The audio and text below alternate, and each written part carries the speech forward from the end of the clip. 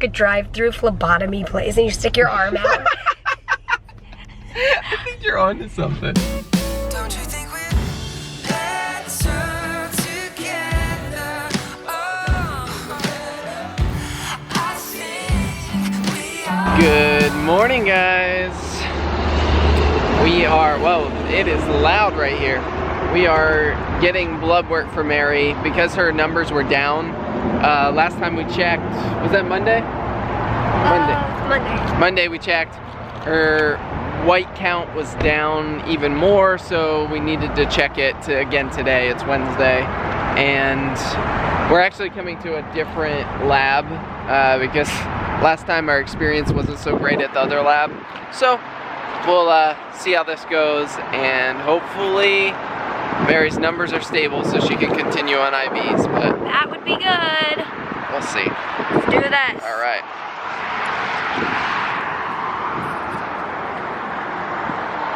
Also, guess what? What? I fit everything in my backpack. Whoa, that's This impressive. morning I was like, I should just try and shove it all in there. Nice. Yay. It worked. So she's got her feeding tube pump, feeding tube bag, IV pump, and IV bag in there. It's a tiny backpack to fit all that, but it worked. Success. Oh, so much better. Blood drawn. Oh, Yes. that was seriously, I think the atmosphere. Yeah, it was empty in there. That helped. Yes. Oh, speaking The of. office is nicer there too. And the where we went the previous time, I felt so bad because the lady who was working, the phlebotomist, she's in this room with no windows. And so I imagine she literally is in that room all day. So I can't imagine how like awful that feels. And then the blood draw doesn't go great and all of that. So it just kind of has added up. So we were like, maybe we try a different place, and awesome. I'm glad we found this place. I just thought, what if this like drive-through bank was like a drive-through phlebotomy place and you stick your arm out? I think you're on to something. Really? Please pull forward. If you think that's a good idea, give a thumbs up and we'll see. I like drive-through blood donation. Yes! Oh, I don't know if that's a good idea. Because they're taking like a lot of blood and then Oh, that's true. you might and then pass you out. shouldn't be driving. Yeah, after that. so nix that. Yeah, But just like 2 tubes of blood, like, yeah. that is hilarious.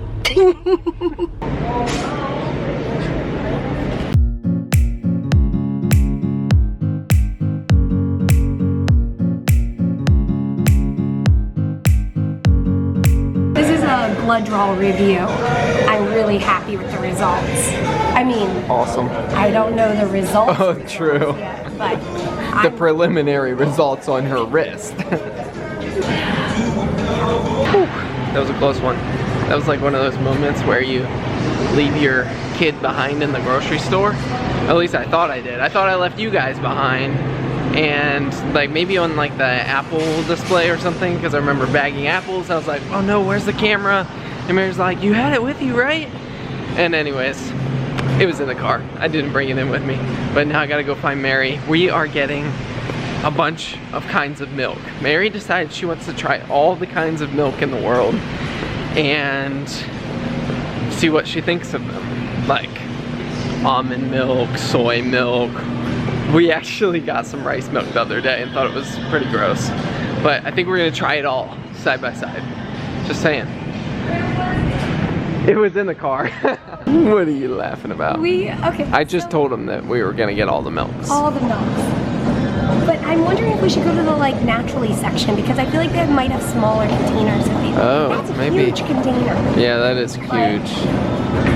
It's I interesting. just feel like we have to try it. Yeah, But did you tell him how I remembered rice milk as different? I did not. I told him we tried rice milk and it was not very good. Well, in college, I couldn't drink any dairy or eat any dairy. So for a couple of years, I was completely dairy free.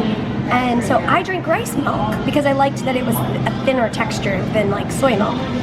But it tastes a lot different here 10 years later.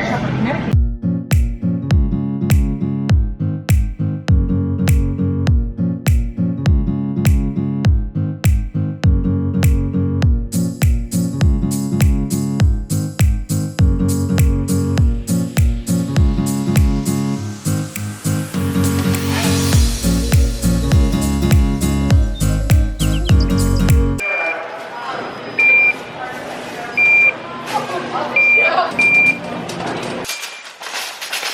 checking out and I started hearing beeping, but I was sure that it was the register next to me. It was me. I'll deal with it when we get to the car. Not that one. Ta-da! We're home from the grocery store and I'm making some ground beef for the spaghetti squash casserole. So I just need to ground the beef. No, I need to brown the ground beef. And then I will put it in a casserole dish with some spaghetti sauce, and I'm hooked up to my Cipro, which tends to make me nauseous. Most of the time I just get through it, it's no big deal. But I'm gonna go for a Zofran today. Alright guys, Mary had to go lay down. She was feeling worn out, so I took over. I finished browning the meat and I put it in the bottom of this baking dish, and now I'm taking the cold spaghetti squash that we did yesterday and I'm kind of separating it into, I'm noodling it, and now I'm going to add the sauce and mix it all together.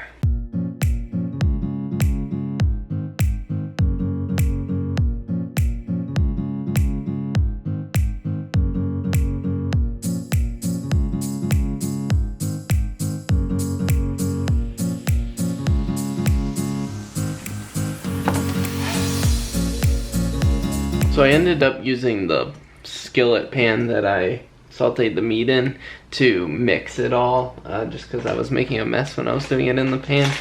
But now I have it all in the dish and I'm gonna cover the top with mozzarella. And we found that the whole milk off the block mozzarella is the best, in our opinion. I think it melts well in the oven.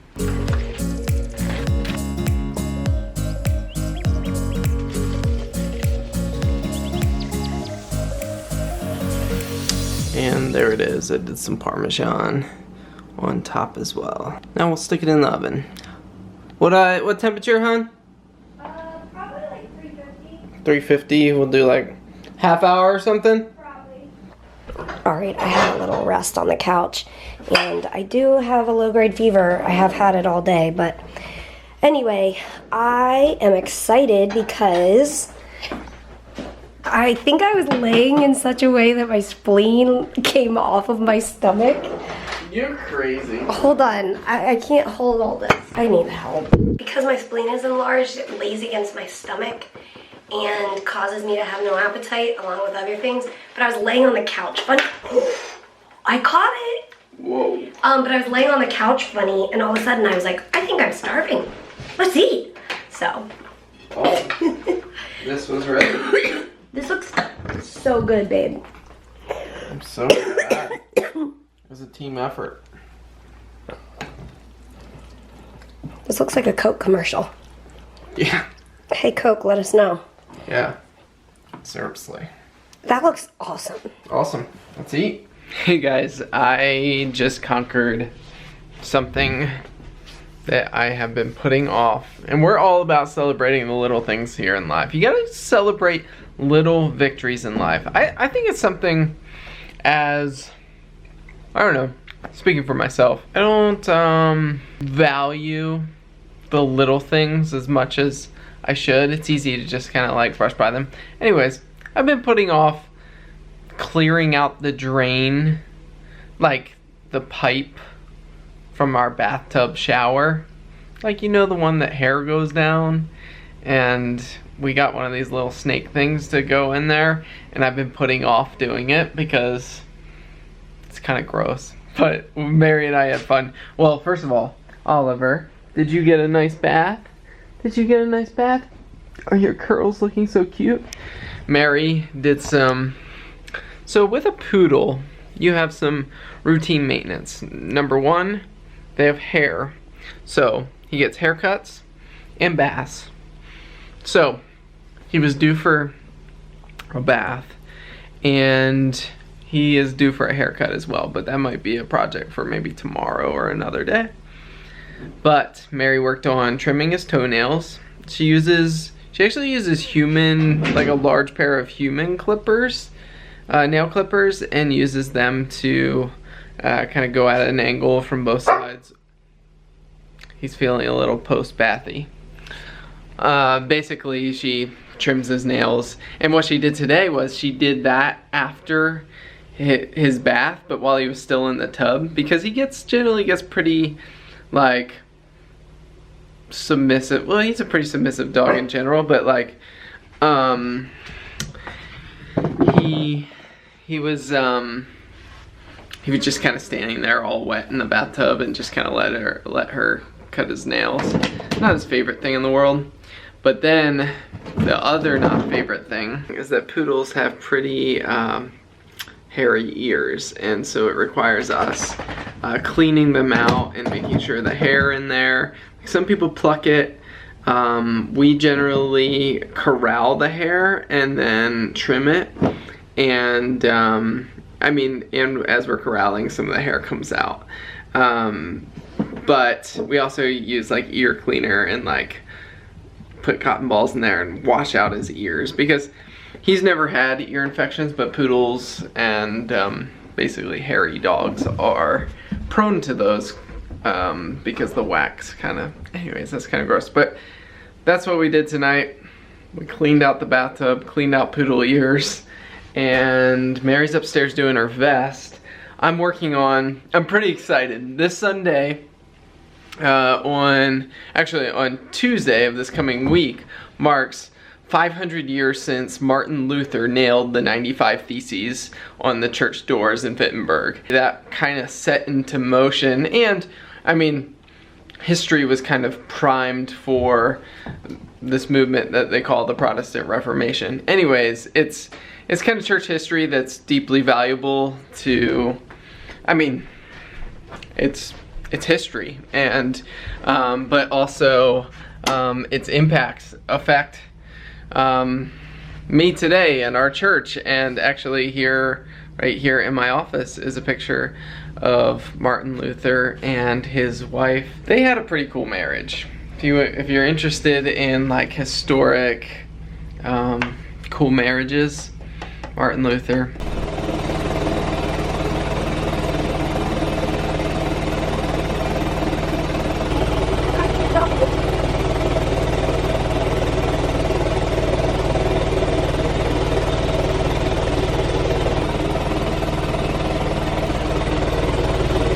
We're getting everything hooked up, and I've got all my pumps empty at the moment, but I did want to show you guys something. It's actually a new treatment for cystic fibrosis, and it's like an audible antibiotic treatment. So you put this is a different kind of cord here, and you put that in your pump, and then you actually listen to the medication, and it gets into your lungs. It's kind of like a nebulizer, but for your ears, and then it gets into your lungs.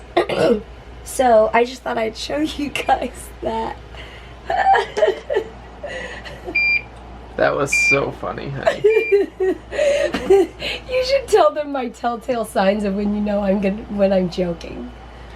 I don't know. I think you've gotten better over time. Really? Yeah, but the smirk on your face, that kind of gave it away as well. Oh man. And the little headphone dongle just hanging out the side here. Oh yeah, that's part of it. It's picking up the oxygen in the air. Oh. So it oxidizes with the metal. And putting oxygen in you through your ears. Yeah. Oh, perfect. It's really helpful. Anyways. Don't listen to anything we say. She's loony. And thanks for coming on our loony days. And as always, we will see you tomorrow. Good night. And thanks for the thumbs up, guys. Yeah, and thanks for being part of the Frey Life. And don't forget to subscribe for our little curly poodle. Good night, buddy.